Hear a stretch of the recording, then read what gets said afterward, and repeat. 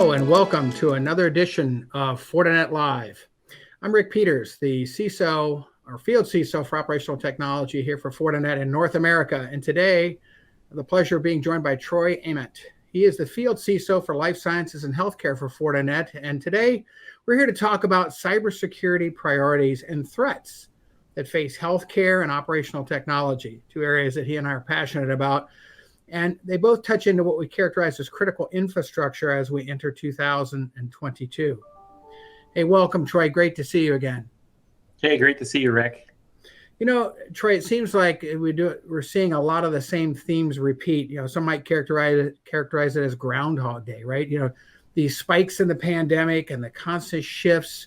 We think we're making progress. We're starting to return or recharacterize what might be a new normal, and we kind of go backwards again. And that seems to be something that's occurred now a number of times over the last 2 years. But one thing that's been consistent, right, is the continued transition and the digital acceleration for our customers. I know for operational technology, that has not slowed down at all. What are you seeing in the healthcare industry? Yeah, I don't think I could have stated it better. You know, just when healthcare thinks we've turned a corner, you know, we continue to have a lot of challenges, and those challenges fortunately continue to be overcome, you know, leveraging digital transformation, whether it's a new challenge, you know, something new that we're facing in the pandemic that we haven't faced before, or maybe a challenge that's evolving, right? Whether it's testing, now able to do home testing and that type of thing, and all the logistics within the supply chain to make that a reality, which is really great. Now, many of the listeners may or may not know my background, but I came from the provider space doing digital transformation, implementing EMRs, and then, you know, really just recently, you know, being a CISO for two of the largest health systems in the U.S. and you know, coming to Fortinet after that first wave of being on the front lines of the pandemic, we were really reinventing or inventing patient treatment plans and clinical guidance, you know, building testing centers, expanding inpatient capacity and dramatically expanding virtual visit platforms. Large health system I was at, 50 hospitals, over 60,000 employees. We were only doing 100 virtual visits per month. Now those same organizations are doing over 45,000 virtual visits, which has been just a huge adoption and a really big step forward for the healthcare ecosystem. You know, after that, it was really a heroic effort to vaccinate almost 4 billion people to date as we talk today, which is just tremendous. All of these initial challenges during the pandemic continue to evolve and adapt and leverage new technologies and digital transformation. You know, really just a few that I just wanted to touch on specifically. Workforce mobilization. You know, my organization, we moved 6,000 people home in 2 weeks. Virtual visit platforms. I talked about the numbers and how dramatic that was. And, you know, I'm going to talk a little bit later and interested in your feedback as well about, you know, now the adversaries are going to take advantage of this transformation. Data analytics and data sharing, getting data to state and local governments about where we're at from an infection rate, where we're at from a vaccine administration and adoption rate. You know, internally within our own organization, we had to use a lot of data analytics for things like knowing where we're at from a PPE perspective, understanding where we're at from an ICU bed, you know, rate perspective. So really dramatic. You know, patient testing and laboratory centers, pharma and life sciences. I talked about, you know, the billions of doses that we've administered. What that did for a lot of those pharma organizations was brand amplification. It put a big target on their back with regard to, you know, them as an organization. Those organizations had to do a lot of clinical trials and research to adopt and engineer those vaccines. Expansion, as you would know better than I, of expansion of operational technology to manufacture and distribute those vaccines. You know, the digital transformation over the last 24 months has been really incredible. But let's pivot. Maybe I just want to touch on, you know, maybe a little bit of the darker side of it. You know, the adversaries continue to, you know, track and take inventory of this transformation and see how they can monetize the attacks. So, you know, maybe I'll stop there and just interested in your perspective on this as well. It's interesting. You brought up a couple of points that really resonated with me there, Troy. One, you know, with my background coming from the intelligence community, I'm a hound for data. I rely on it to make decisions, to judge, to evaluate. as opposed to what you could read out there in open source, because that could be very misleading. But I think one thing you mentioned is absolutely true, is the speed of innovation and the adoption of innovation in the healthcare industry. And I think that extends from healthcare facilities to the infrastructure to pharma development and production. I mean, it's very cross-cutting, right? And so I think there's a natural need to shift attention proportionally, right, to how we're protecting and being situationally aware of what's going on. And that takes us into the cybersecurity domain. And that's where I get a little geeky. And I know you and I are really amped up about trying to raise the bar, right? And it really is cross-cutting. I know when I sat back and thought about it at the close of 2021, thinking about what lies ahead, you know, one of the things that's true for healthcare and OT, they're in the crosshairs of the adversary. All you got to do is read the headlines. And even if they're exaggerated, the headlines amplify that adversaries have been successful. Their targeting and the consequence of their successful targeting is what has really, I think, got most of the executive leaders really not just paying attention, but trying to figure out what is our course of correction, what is our course of action, what are the steps we should be taking, you know, to be able to stay ahead of, to be more proactive instead of reactive, because these industries can't afford to wait until after the fact. There's too much at stake. We know that, and we also understand that the stakes are high from the standpoint of accessing data and profiting from it. And often that's kind of a byproduct of a successful attack. So I know as I thought further about it, I wanted for the pharmaceutical industry, I'm aware because I do work with some of the production companies that this is very high on their list. But are you witnessing the same kind of a penchant in healthcare as I'm seeing in operational technology? Yeah, absolutely. And you know, as we look at the kind of the timeline of the pandemic, it's been about 2 years, and I would really say about the first 7 months of the pandemic, between really the beginning of 2020 up until the maybe first half of 2020, the adversaries were, I would say, ignoring or not attacking the provider space as much. However, as they saw the digital transformation really accelerate and health systems become very focused on COVID-19, they saw an opportunity. So we saw a dramatic spike in ransomware attacks. And these ransomware attacks were very successful in disrupting operations during a time that health systems were very challenged, just staffing their own hospitals, having enough PPE and those types of things. So the adversaries were,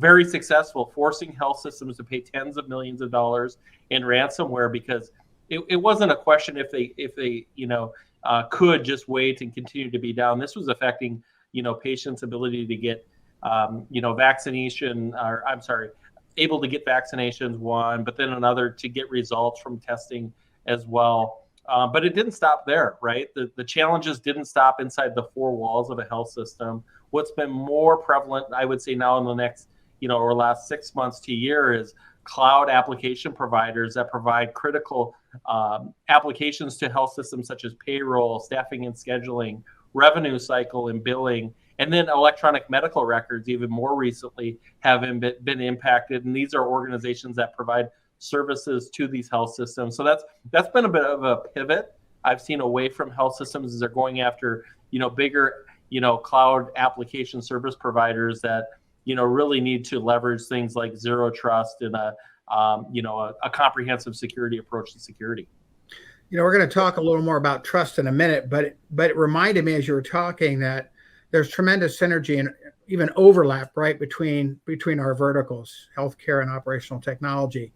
The critical nature of what's going on is the fact that they do overlap, but we have a lot of the same care abouts, reliability and safety.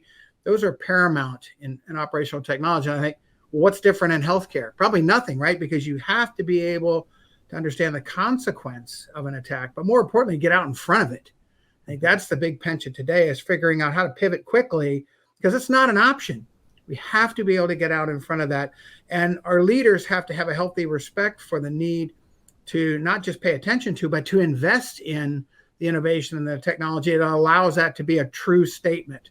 Because readiness, particularly in OT today, is really on the top of the list for many critical infrastructures. And I don't think OT or healthcare are different in that regard. But let's talk a little bit about trust, because I think that's been a foundational element. I know it has been over the last 2 to 3 years. evolving and maturing the solution space. At the end of the day, and as you were just talking about, the reality is not all business takes place on-prem, right? It's extended out to the cloud. We know we have software-defined networking as a part of the topology. The environment that depends on cloud to move massive amounts of information and data, which, by the way, is attractive and important to the company itself, but equally important and attractive to the adversary who would seek to misuse it. So the stakes are high. How are your customers making different choices to enable what we'll call cyber protection or cyber defense and visibility for healthcare? Yeah, great question. I think two things that have been very successful is first and foremost, foundationally embedding security into the business practice, right? So that as you're doing digital transformation within healthcare, governance has been really challenging. The business wants to move very quickly to, maybe adopt new technologies or new clinical workflows, but it's important for security to really be embedded into those workflows. But then as well, it's important to really adopt, and some of the new terms that we're hearing about today is maybe a mesh type architecture to security. And we've always been talking at Fortinet about a fabric-based approach, but really more foundationally is really having a comprehensive integrated approach to security is really so important. And zeroing in on zero trust, I think what health systems are now finding out, whether it's through their insurance plans or cybersecurity insurance plans, previously being only about 70% adopted into multi-factor authentication. So a portion of zero trust that we're seeing, really a much higher adoption is around multi-factor authentication. But then also just having zero trust embedded into networks to really minimize the footprint of an attack that could happen within a health system. I'd like to hit on one more point before we close out our session today, our conversation. And that gets more into understanding the state of what's happening on that cyber front, the attack front. We know tactics and techniques continue to evolve. We're seeing some sophistication, right, that goes beyond the IT domain because of the very connectivity, the digital connectivity and the dependence on being able to move information, data across those domains. And even supply chain, right, became a high amped topic just a year ago. We're really in the midst of trying to wrestle with that. That hasn't diminished at all. So there's a whole lot going on that's structured and you could even argue criminally based. It doesn't really matter. But, as we're moving forward into 2022, let's address what our CISOs, what our leadership, healthcare leadership should be thinking about. And more specifically, what do you expect these leaders to face in 2022 in terms of cyber maturity and things that they really want to be able to move on or accomplish as part of taking a logical step forward? Yeah, good question. I think what I'm seeing, from a lot of health systems is they understand they can't go at it alone, right? So they're leveraging Fortinet partners to really accelerate their adoption of security across zero trust and more comprehensive approach. So that's a prediction that I have, that I think that I'm hearing at the executive table. They're getting better buy-in, that they don't have to do it just within their own four walls.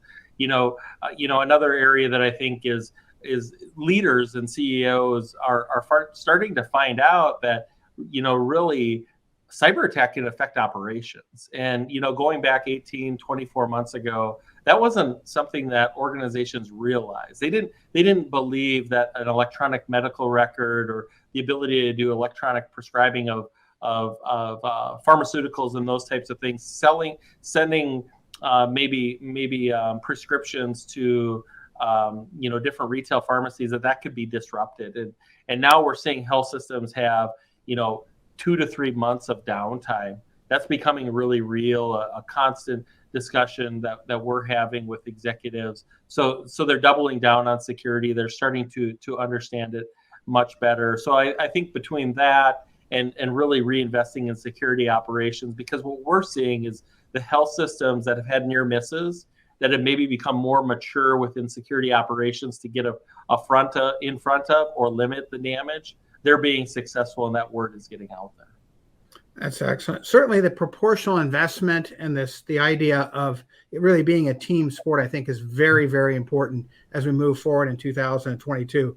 There's just no single logo out there that's got this wrestled and contained. Right. And I think the attitude or the aptitude of our community to be able to work together collaboratively, I think there's going to be a huge advantage. And it's going to allow us to consider the adoption of techniques and technology that get into behavioral analysis and really get to be more proactive. It's going to put us in a much better position as we look back on this year 12 months from now. At least I'm certainly hopeful of that. That's my goal. Hey, Troy, I want to say thank you again for joining us here at Fortinet Live. It's always a treat touching on topics of the day with you. Yeah, thank you, Rick. This has been a great discussion. Have a great day. You as well. And for everyone, this has been Fortinet Live.